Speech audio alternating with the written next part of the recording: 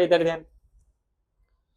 क्या स्टार्ट करेंगे आज 7.2 दाखला नंबर 1। सवाल पढ़ता हूं क्या है। सबसे पहले बोला है बिंदुओं -1 और 7 4 और -3 ने जोड़ता रेखाखंडનું બે જેમ 3 गुणोत्तर में विभाजन करता बिंदु ना याम शोधो। क्या करना है मेरे को? बिंदु के याम ढूंढने, लेकिन क्या बोला है? विभाजन करता बिंदु, मतलब कि रेखाखंड का विभाजन कर रहा है, रेखाखंड को दो हिस्से में क्या कर रहा है? तोड़ रहा है, डिवाइड कर रहा है, भाग रहा है, उसको हम क्या बोलते हैं? विभाजन करना बोलते हैं। विभाजन मतलब तोड़ना, ठीक है। तो जब भी विभाजन होगा रेखाखंड का, तो वहां पे कौन सा सूत्र काम में आएगा? विभाजन का सूत्र काम में आएगा। कौन सा सूत्र काम में आएगा?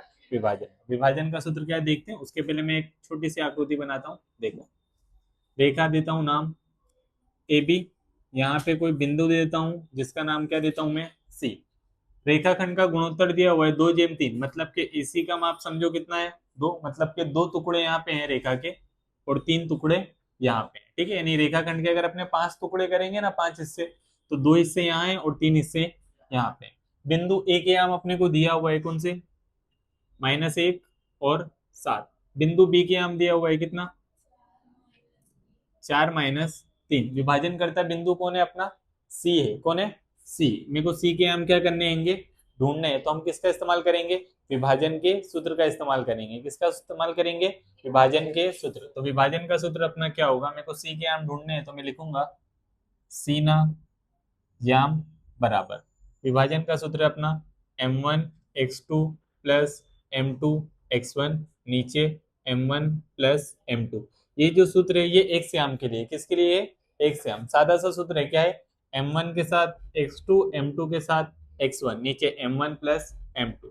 यहाँ पे m1 x2 की जगह क्या आएगा? y2 प्लस m2 के साथ कौन आएगा? y1 आएगा, और नीचे तो फिक्स क्या रहेगा? m1 + m2 रहेगा। ये जो सूत्र है ये वायाम का सूत्र है। किसका सूत्र है? और ये एक श्याम का, लेकिन ये विभाजन के सूत्र है। किसके सूत्र होंगे? यानी विभाजन करता बिंदु होता है ना, तो हम हमेशा किसका इस्तेमाल करते हैं? विभाजन के सूत्र का इस्तेमाल करते हैं। सूत्र क्या है? m1 x2 plus m2 x1 नीचे m1 + m2 कोमा करके m1 y2 plus m2 y1 नीचे m1 + m2। सिंपल सा क्या है सूत्र?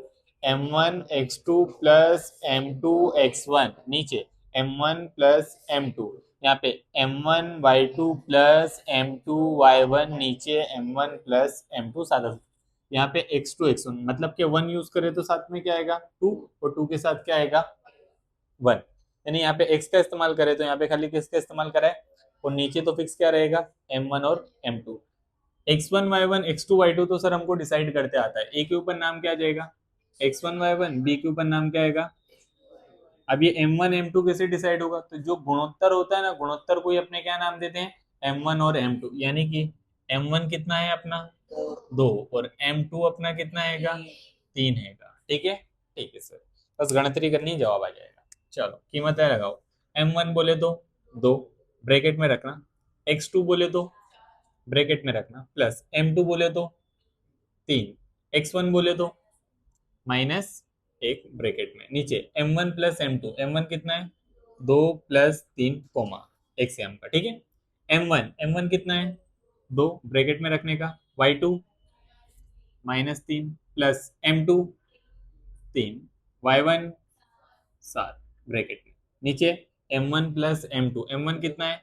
2 + 3 ब्रैकेट क्या कर देंगे? क्लोज। गुणाकार करो, 4 दूनी प्लस और माइनस, -3 एकम 3 नीचे 3 ने 2 5 कोमा 3 2 6, लेकिन कैसा? -6 प्लस का प्लस 7 दिए नीचे कितना है? 2 + 3 5 बरोबर बरोबर। 8 में से 3 गया 5 नीचे कितना है? 5 माइनस प्लस 21 में से 6 गया नीचे कितना है? 5। ठीक है, क्या 5 की घड़ी में 5? हाँ, 5 एकम 5 दिए, मतलब के जवाब क्या आया? 1 और 3। ये किसका याम आ गया? सी ना याम। अपने को जवाब हमेशा कैसे देते हैं? आम करके देते हैं। तो आम करके किसे देंगे? आम विभाजन करता बिंदु सी ना याम।